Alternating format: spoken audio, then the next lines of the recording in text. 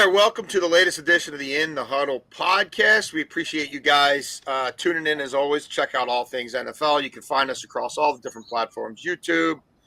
Listen to us on Spotify. Check us out on the Odyssey app. We do this each and every week, at least once. I'm Jason Canfora. Brian Baldinger is with us. Baldy, you are in Indianapolis, or you are headed to Indianapolis? Or? Headed to Indianapolis. Little layover here in Florida. Got a bunch of tape on some of these prospects to break down before I get down there. I'll be down on the floor, evaluating some of these guys for a variety of different groups. And so I'm excited about going. It's been a while since I've actually been to the Combine. So I'm excited about watching this group because I think there's always something to learn. Yeah. Just being there live. That's why it's so well attended. It's basically where a lot of this business that's going to happen over the next couple months begins to take place. As you know, Jason, some of the structures and conversations about trades. Obviously, the quarterbacks are in the news. They're always in the news. Some of these things kind of get started in Indianapolis here. And they're all arriving today. They begin their physicals and workouts on Thursday. And so I'm going to be there Thursday morning. Well, it is the NFL's sort of annual convention. It is the NFL's version of baseball's winter meetings and the Hot Stove League. It is when business gets done. So let's start there. As everyone's booking their flights to Indianapolis, we have not the greatest collection of quarterback talent we've ever seen, but certainly a number of names who it now looks like are definitely going to be changing locations, but figuring out where they go. Boy, that's the tricky part. We've talked on this podcast about Matt Stafford and maybe having a murky future with the Rams. I've been hearing and writing for weeks that Sam Darnold has googly eyes for Sean McVay, and if they moved on from Stafford for any reason, that Sam Darnold, if they don't put the transition tag on him, I would, Baldy, but if they don't, I think that's the next quarterback probably of the LA Rams. That's a fit, but where is the match for Aaron Rodgers? Where does Russ Wilson end up? How quickly does Justin Fields get signed? Kirk Cousins. There's a game of sort of match here going on, and I'm not sure who matches where. Well, it's always been a game of musical chairs because we never have enough quarterbacks to go around, and there's so many quarterback needy teams. Starting with the New York Giants at 3, just go through the list. We all kind of know that.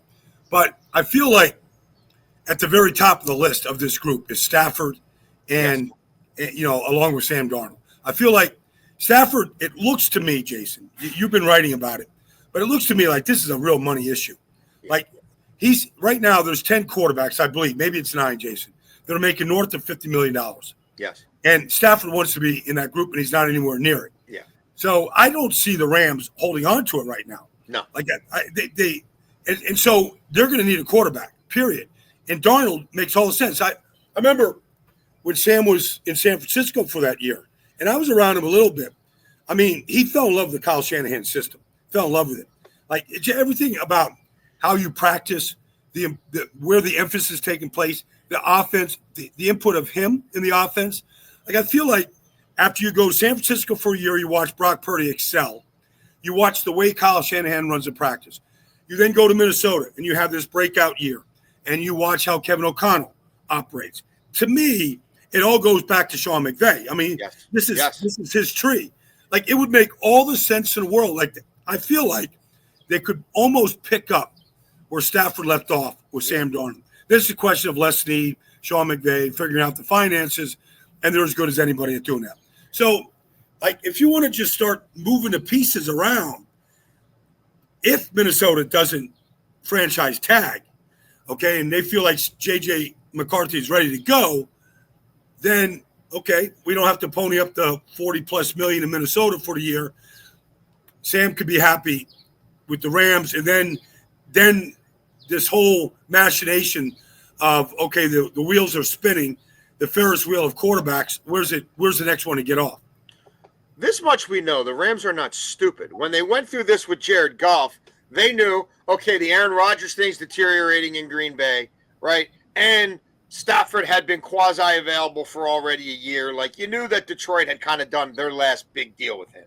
And Detroit was still in rebuilding mode. So they knew they had options. Clearly here they know they have options. I don't think they look at Aaron Rodgers the same way now as they did 4 or 5 years ago. But I'm with you. I think Darnold's a scheme fit. I think you get Darnold for less money at an earlier with more upside for more years than going year to year with Matt Stafford, which was essentially what they were doing. The Raiders might be in position to draft one, or look, I think 3 are going in the first round, and if it's 3, it might be 4 because now there's all this buzz about the kid from Louisville. So they could draft one. Would Pete Carroll want to play that one right away? I don't know. Tom Brady's a part of this thing now. What do you think the Raiders are up to? I remember talking to Pete when he first went to Seattle. Like when he left USC and he went to Seattle, and of course, obviously they paid, a Packers backup a lot of money to be the starter, and Russell Wilson came in and won the job literally in the first week. And, Pete always told me, he goes, he didn't have any problem playing rookies. He goes, he'll live with the mistakes that most rookies make early on in their career. But if they're the right guy, they're going to figure it out. They're going to fix it. They're not going to repeat mistakes. And they're going to be better team for it later in the year. So is that quarterback available? I don't know. I mean, we can – this is a story for this week, next week, all the way up to the draft on just where this class is, because the preliminary feeling and why these free agents that we're talking about are so valuable right now. And I don't think many people feel like these are day one starters are going to do what C.J. Stroud just did, what Bo Nix just did, what Jaden Daniels just did. My gut feeling is Shador, Cam, Daxon, that's not this class. It's early, and I don't want to tell any player that they can't do what the 3 guys I just mentioned. But to Pete Carroll's case, he's not afraid to play a rookie. Even at quarterback, obviously Russell Wilson was ready. He was a 5-year player in college, played a lot of games, very mature kid. He came in and played great right away. So he's open-minded to it if it's one of these guys. Pete wasn't 73 then, Baldy. Pete wasn't 73. He was, what, 60? Right? Russ has been in the league for 12 or 13 years. He wasn't 73, Baldy, coming off a year in the abyss, right, where he was out of coaching for the first time since he was 16 years old or whatever. Yep. No, you're right. And I don't know what you're going to get. I mean, do you want to believe that Matt Stafford would be happy with the New York Giants? Pittsburgh makes the most sense. They're going to address – Pittsburgh makes sense, Jason. It makes sense. They've got a defense. They're building the offensive line. Their number 1 pick last year was hurt all year. Fatano, he's coming back. They're probably going to hit – I've talked to people in Pittsburgh. There's a certain free agent offensive line that's going to be available out there that they have their eyes on. They know and I don't think that, there's a certain running back isn't going to be there this offseason. So I feel like they could build a wall that Stafford needs. You give Stafford time, he can still carve you up. The pass game has to get better. They have to go find another receiver. So there's some things they've got to do that would be part of the conversation that Omar Khan, Mike Tomlin, Andy White would have with a guy like Matt Stafford, what he's looking for. Is the weather a factor for Stafford at this age? Playing in November, December in that division might be a consideration. Could be a consideration. Never had to really deal with that much in Detroit. Play a couple games in Chicago, Green Bay. But so those are some considerations. But they need a quarterback. They need a quarterback bad, like a lot of teams. So you have to have the discussion. You have to pick up the phone. You have to talk to his agent in Indianapolis. All those things all that preliminary stuff has to get done. Yeah, I wouldn't put it past Pittsburgh at all to make this move. And for people saying, well, that's a lot of money and this or that, they were paying Ben Roethlisberger $50 million. It's not like they're not used to paying. They paid, and they paid Ben probably one contract longer than they should have in hindsight. So it's not like they're scared to pay an old quarterback. They just did it. The Cousins one is interesting to me. There's no way he's going back to Atlanta. Atlanta's going to have to eat money to move him. I just he holds all the cards though, Baldy. He's got a no trade clause. So he's in the same boat as Stafford. He's going to be able to steer this thing wherever he wants it to go. Wonder if that could be the Giants. Well, what Kirk Cousins are you getting with all these guys? What Kirk Cousins? Like I saw him live, Jason, in Minnesota, like maybe week 15 against the Vikings, and he was awful. He was awful. But he was like that for much of the season. He was not a productive quarterback. And are we seeing the real slide, or is this just a fallout of a torn Achilles and he needs a whole year? You know, he was in shotgun. He wasn't under center in that offense in Atlanta. He was under center in Minnesota. A lot of play action passes, which we was in Washington, Minnesota. It was always at his best. Play action passes, making good decisions. He had a good arm. But you didn't see that last year. The offense was different. No. And were they in shotgun last year because of the offense, or was it because of his health? Right. And he just couldn't push away from center the way you got to be able to push away, the way Brady has done, the way Stafford still does. Like, could he do it? And so do they just sort of, okay, we've got you in this little postage stamp area right here, Matt, or Chris, like go do your thing. Man, it's a gamble. It's a gamble to go give Kirk Cousins a 2-year contract in New York, one of these places that needs a quarterback or bridge quarterback, however you want to look at it. And go, he was not good last year. Is the health better? And do we get a return to Kirk Cousins of playoff form in Minnesota? Well, if they subsidize the contract like I think they will, you can basically rent Kirk Cousins for $20 a year. They were just paying Daniel Jones $40 million to be a backup. Yeah. Right? Daniel Jones was benched, so he didn't get hurt, so they weren't on the hook for any future money on that contract. So for them, the math might work. I will tell you this, to your point about scheme and everything else. With Kirk Cousins having a no-trade clause, I will bet my life that wherever Kirk Cousins goes, it's an established play caller. He just went through this thing with, like you just talked about, with Zach Robinson and doesn't fit. Like, that's why I say the Giants, because I think he and Brian Dable could have, a reasonable conversation. Well, they could have. Where he is in his career, what he can do. You know what I mean? What I do. Yeah. Hey, you drafted that kid, first round, wide receiver. Let me throw play-action bombs to him, right? And let's run the football. Yep. Jalen Hyatt, Wan'Dale Robinson. Do they go get, Travis Hunter with the third pick and go, okay. And Tyrone Tracy was a great rookie last year. And let's go add an addition to the offensive line. Let's get a right tackle. Let's put Illuminar in a guard where he belongs. And, okay, Kirk, come play. Like, I could see that if Dable feels like he's getting at least a version of 2023 Kirk Cousins or 2022.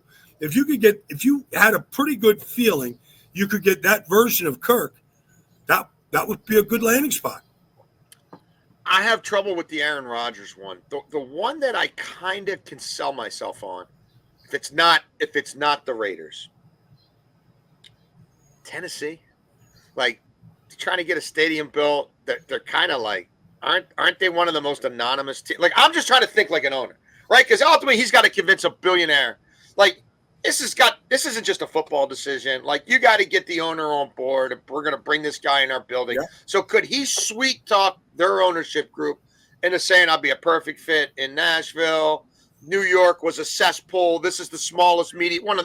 We got 3 beat writers here. We had 32 beat writers there. Like, it was never a good fit. The coach wasn't any good. You got an offensive coach. He was a defensive coach. Like, you guys are stable. Everything was crazy there. Could he circumvent the football people, get a meeting with the owner, and convince her that I'm going to put your team on the map, and it'll be a great redemption story, and the kid you draft can sit for a year. It'll be for the best anyway. And you know what I mean? I know that I could make music with Callahan and his daddy. Like, I don't know. Like, I'll do it for $25 million a year. Like, that's one where I do wonder, like, they're trying to raise their profile. Like, I don't know. Well, the only quarterback this has ever worked for is Brady, okay? And he's a GOAT for a reason. So you don't know what you're going to get because even largely last year he was banged up. Yeah. Even a year removed, he was largely – now, is those issues that he had, the knee, the ankle, the things that we knew he was struggling with last year, like, are they just going away at this age? It is a violent sport. You get hit. You can go draft all the number 1 picks you can the way – Tennessee has. You can get Bill Callahan there running your line, and you can do certain things. What are they doing as a franchise? If this is like, what is this? Like, because ultimately you want to go compete with and win this division, and you're going to compete against C.J. Stroud at age 24 for the next 10 years, and they've got that position fixed. Now they got to fix their offense line. What are you doing as a franchise? Will Levis didn't work. Okay, you took a shot. It happens all the time. Took a shot. He's not the guy. But still, is this a good thing to do? He was not good last year, Jason. Anybody want to throw statistics at me with touchdowns, interceptions? He was not. He was not a good player last year. And the problem is, last year, and maybe it was because of the injuries to a large degree and what he was dealing with, but he was in a big hurry to get rid of the football. He would not let plays develop. And then he could not, I don't care what the final stats say, he could not put the ball where he wanted to put it. It happened all the time. You've got, pick a guy. You've got Devontae Adams, who had a better connection with than anybody's ever played with. He couldn't get the ball to Devontae Adams when he had to at times. And I just think this is going to be, I don't know, he's gone dark. I don't know if he's in a cave where he's at right now. Yeah. We haven't heard from him. Does he really want to play? And if he does, how soon? Because he's got to get this thing. They've got to cement this thing, obviously, before the draft and really before free agency. So you've got a couple weeks here before you got to get this thing figured out. Look, I wouldn't touch him, and that's why I'm not making football arguments here. I'm making business arguments. I hear you, Jason. You know what I'm saying? Because that's how it's got to be. It's got to be hey, do you want a free advertisement on Pat McAfee's show while I'm wearing Titans gear for an hour every Tuesday? You know what I mean? Do you want First Take talking about us when we're good, bad, or indifferent? You've sucked for a while and everybody's ignored you. Would you rather suck in the limelight? I don't know. Again, they're trying to get the state. They're trying to get a stadium built. They're trying to get in the Super Bowl sort of mix. Could he appeal? And I'm looking at quarterback needy teams who have ownership that he might be able to sort of sway. It's where in a city where he thinks he would like it, in an environment that's much more like Green Bay than it is Florham Park, New Jersey, and East Rutherford, New Jersey, right? Yeah. And so this checks some boxes. I don't even know if it'll happen. I wouldn't touch him. I think it's over. Everything's telling you, if you're watching the film and you're crunching the numbers, that it's over. But we see people take chances on people in this league all the time, and it's not always about football. But what's it say, honestly, about where we're at that position in this league, where you're going to go new general manager, second-year coach, all those issues that are surrounding the franchise? What's it say, bigger picture, about the quarterback problem in the NFL if this is a good option for you? It's just crazy that we're at this stage right now after what we just saw the last 2 years. Baldy, the Green Bay Packers, speaking of Green Bay, they have been, I guess, outed as the people behind the movement to ban the tush push formally and to try to put this before the competition committee and the owners to eradicate it. I guess player health and safety would be the argument. They've allowed this to fester. In your day and age, I remember when I watched football and you tried to push somebody holding the ball carrier in any way like a human joystick, they threw a flag immediately. Yeah, now they've opened that up. They've allowed it to become a part of the game. It's such a part of the game, it's got multiple freaking nicknames, right? I mean, there's more than one thing to call this now. Yes. Well, do we really so they allowed this to become a part of people's game plans and operations. Certain people do it better than others. And now it's going to be thrown out? I don't know. That strikes me as odd, but they do odd things. Well, I mean, it's one team, and it's not like there hasn't been a team before this. I mean, whether it's Mark Murphy in Green Bay, whoever is behind it. But it has been on the table for 2 straight years in a row since the Eagles started to employ it about whether to legalize it, put it out. It's been a topic of conversation. Troy Vincent coming out. I remember being at an NFL seminar. I can't remember if it was Pariah that was running the seminar, whoever, but it was one of the guys. And I was saying, well, how do you officiate this play?